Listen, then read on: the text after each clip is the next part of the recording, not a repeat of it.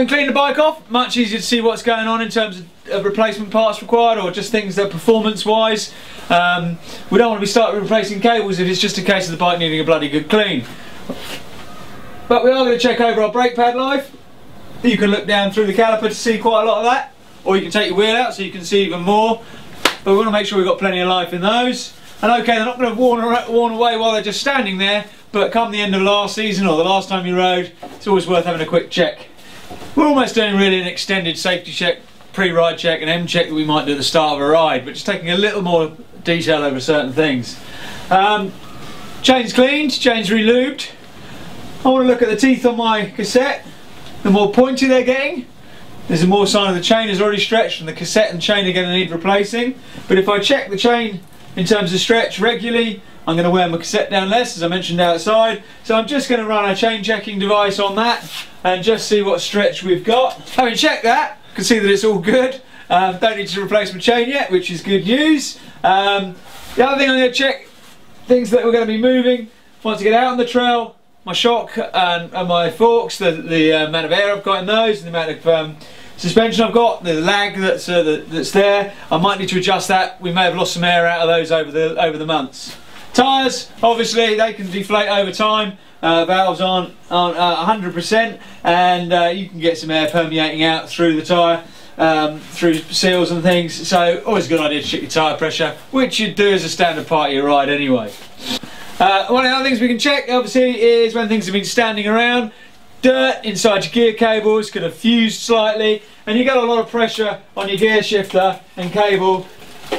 If you're nearly breaking your thumb every time you go to change gear, it's probably time just to change your cable outers, and while you're at it you might as well change your cable inners. So brakes checked, cables checked, lubed up, air and shock and forks, we're ready to go out and play. But before we do, obviously there's other elements of our kit other than our bike that we might want to check over, particularly if they've been standing, and just a good opportunity to have a thorough check because we're getting back out there. We're probably going to be not doing such a strong check every time we ride now, but we are planning on riding more often. So I might want to check my helmet over. How often do you check your helmet for hairline cracks? Any damage? And if you've had a break, why not check that over now and give it a good going over just visually, and you can just see if there's any cracks in the inner part of the helmet or any signs of crash damage on the outer part before we head off. That's all good.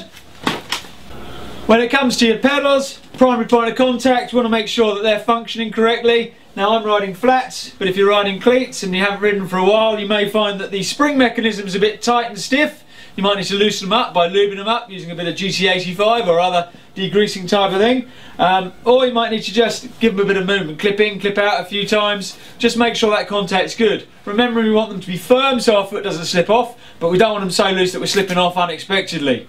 Same goes for the cleat itself on your shoe. Once that gets worn, it can not make such a good contact. You can ramp up the tightness through a little Allen key on SPDs to make them grip firmer on a worn cleat, but ultimately a fresh cleat in the bottom of your shoe might be the way forward. Start of the season, start your riding season, start off with good kit that's working well, and hopefully things will go up from there. As well as my bike, and having checked that all over my personal kit, my helmet, and my shoes, well, my cleats on my shoes anyway, I'm going to check over my backpack.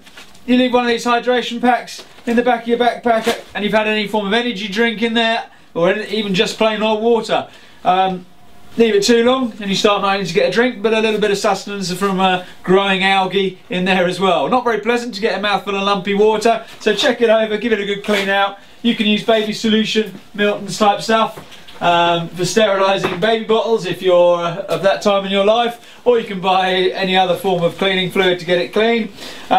I tend to have a spare couple of these. This one's just demulching. Bit of Milton's in there and away we go. Next time I come to use it, wash it out. It's going to taste a bit foul to start with, but at least it's good clean fun in there rather than a build-up of horrible algae.